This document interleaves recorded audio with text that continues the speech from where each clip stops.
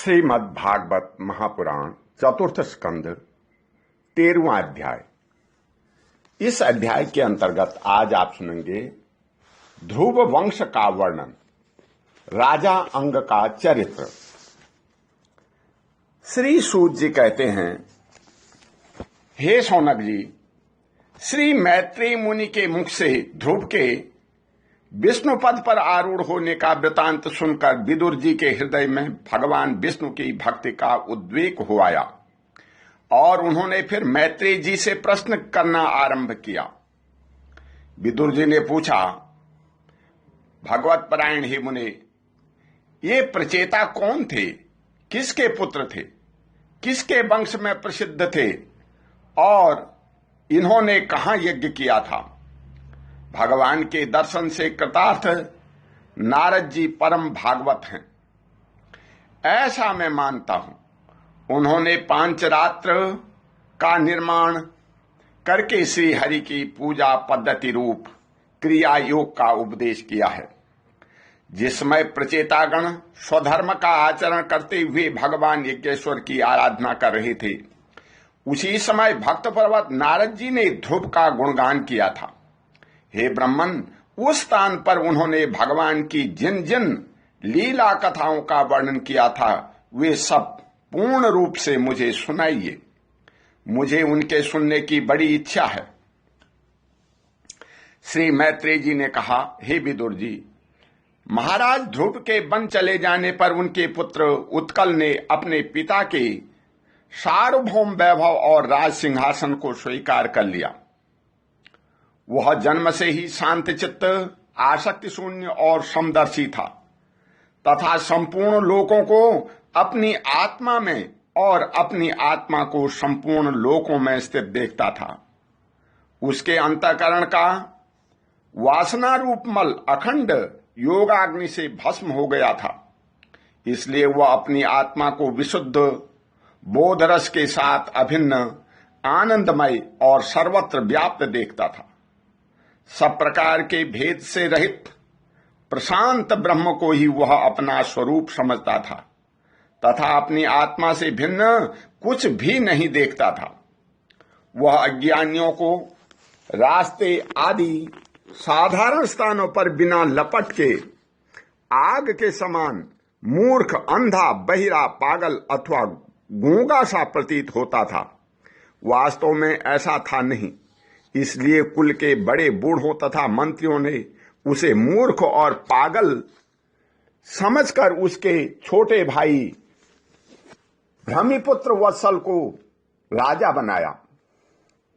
वत्सल की प्रेसी भार्या स्वार्थी के गर्भ से पुष्णाद, तस्मिकेतु, ईश, ऊर्ज, वसु और जय नाम के 6 पुत्र हुए।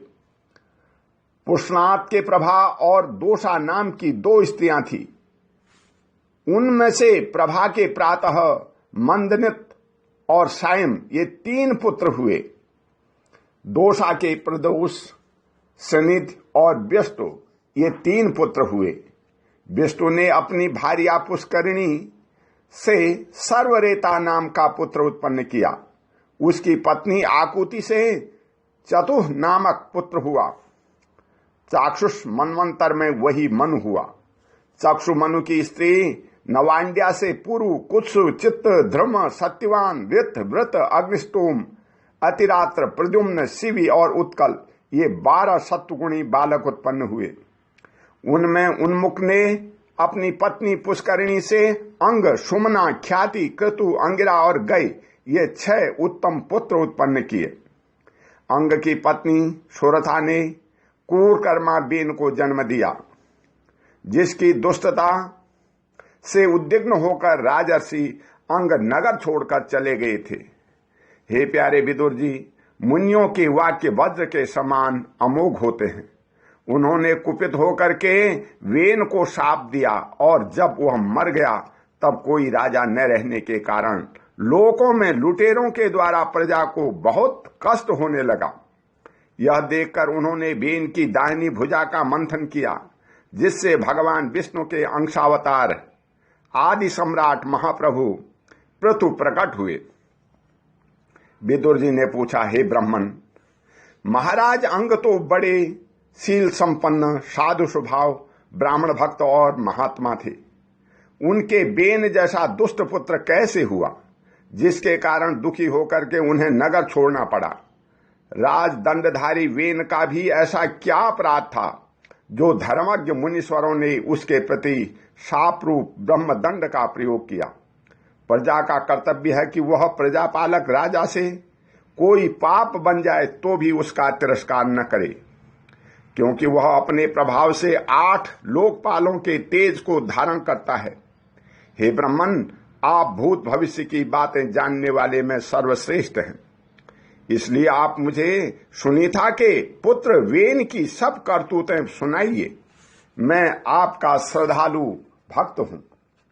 श्री मैत्रेय जी ने कहा, हे विदुर जी, एक बार राजर्षि अंग ने अश्वमेध महायज्ञ अनुष्ठान किया। उसमें वेदवादी ब्राह्मणों को आवाहन करने पर भी देवता लोग अपना भाग लेने नहीं आए। तब ऋतुजों ने विस्मित होकर के यमराज अंग से कहा, हे राजन, हम आहुतियों के रूप में आपका जो घृत आदि पदार्थ हवन कर रहे हैं उसे देवता लोग स्वीकार नहीं करते। हम जानते हैं आपकी होम सामग्री दूषित नहीं है, आपने उसे बड़ी श्रद्धा से जुटाया है तथा वेद मंत्र भी किसी प्रकार बलहीन नहीं है, क्योंकि उनका प्रयोग करने वाले ऋत्विजगण राजकोटित सभी नियमों का पूर्णतया पालन करते हैं। हमें ऐसी कोई बात नहीं दिखती कि इस यज्ञ में देवताओं का किंचित भी तिरस्कार हुआ है। फिर भी कर्माध्यक्ष देवता लोग क्यों अपना भाग नहीं ले रहे हैं? श्री मैत्रेय जी कहते हैं, ऋतुजों की बात सुनकर के यजमान अंग बहुत उदार हुए। तब उन्होंने याचकों की अनुमति से मौन तोड़कर सदस्यों की पूछा, हे सदस्यों, देवता लोग आवाहन करने पर भी यज्ञ में नहीं आ रहे हैं और न सोमपात्र को ही ग्रहण कर रहे हैं। आप बतलाइए, मुझसे ऐसा क्या अपराध हुआ है? सदस्यों ने कहा, हे राजन, इस जन्म में तो आपसे तनिक भी अपराध नहीं हुआ। हाँ, पूर्व जन्म का एक अपराध अवश्य है, जिसके कारण आप ऐसे सर्वगुण संपन्न होने पर भी पुत्रहीन हैं। आपका कल्याण हो, इसलिए पहले आप सुपुत्र प्राप्त करने का कोई उपाय कीजिए। यदि आप पुत्र की कामना से यज्ञ करेंगे तो भगवान यज्ञेश्वर आपको अवश्य पुत्र प्रदान करेंगे। जब संतान के लिए साक्षात यज्ञ पुरुष श्री हरि का आवाहन किया जाएगा, तब देवता लोग स्वयं ही अपना अपना यज्ञ भाग ग्रहण करेंगे। भक्त जिस जिस वस्तु की इच्छा करता है, श्री हरि उसे वही वही पदार्थ देते हैं। उनकी जिस प्रकार आराधना की जाती है, उसी प्रकार उपासक को फल भी मिलता है। इस प्रकार राजा अंग को पुत्र प्राप्ति कराने का निश्चय कर ऋतुजों ने पशु में यज्ञ रूप से रहने वाले श्री विष्णु भगवान के पूजन के लिए पुरोडास नामक चरु समर्पण किया। अग्नि में आहुति डालते ही अग्निकुंड से सोने के हार और शुभ्र वस्त्रों से विभूषित एक पुरुष प्रकट हुए। वे एक स्वर्ण पात्र में सिद्ध खीर लिए हुए थे। उदार बुद्धि राजा अंग ने याजकों की अनुमति से अपनी अंजलि में वह खीर ले ली और उसे स्वयं सूंघ करके प्रसन्नतापूर्वक अपनी पत्नी को दे दिया। पुत्रहीना रानी ने वह पुत्रदायिनी खीर खा करके अपने पति के सहवास से गर्भ धारण किया। उससे यथासमय उसके एक पुत्र हुआ।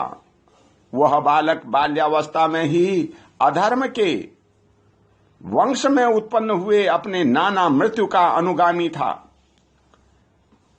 इसीलिए वह भी अधार्मिक ही हुआ।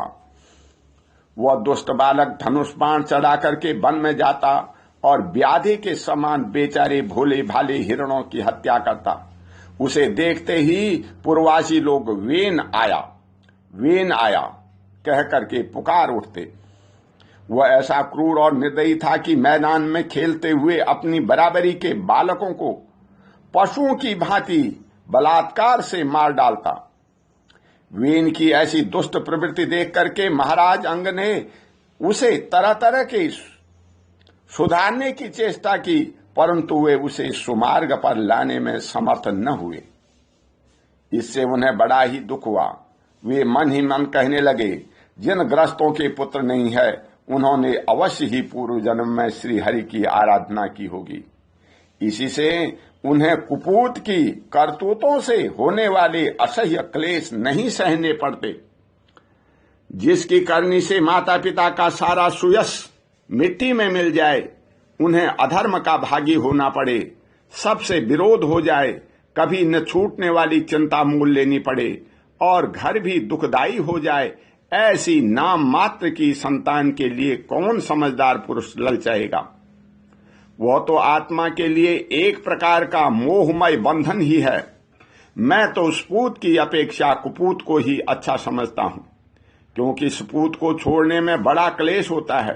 कुपूत को घर को नरक बना देता है, इसलिए उससे सहज ही छुटकारा हो जाता है। इस प्रकार सोचते सोचते महाराज अंग को रात में नींद नहीं आई। उनका चित्त गृहस्थी से विरक्त हो गया। वे आधी रात के समय बिछौने से उठे। उस समय वीन की माता नींद में बेसुध पड़ी थी। राजा ने सबका मुंह छोड़ दिया और उसी समय किसी को भी मालूम न हो, इस प्रकार चुपचाप उस महान ऐश्वर्य से भरे राजमहल से निकल करके वन को चल दिए। महाराज विरक्त होकर के घर से निकल गए थे। यह जानकर सभी प्रजाजन, पुरोहित, मंत्री और सुहृदगण आदि अत्यंत शोकाकुल होकर के पृथ्वी पर उनकी खोज करने लगे। ठीक वैसे ही जैसे योग का यथार्थ रहस्य न जानने वाले पुरुष अपने हृदय में छिपे हुए भगवान को बाहर खोजते हैं। जब उन्हें अपने स्वामी का कहीं पता न लगा, तब वे निराश होकर के नगर में लौट आए और वहां जो मुनिजन एकत्र हुए थे, उन्हें यथावत प्रणाम करके उन्होंने आंखों में आंसू भरकर महाराज के न मिलने का वृतांत सुनाया। ओम शांति। बोले श्री कृष्ण भगवान की जय।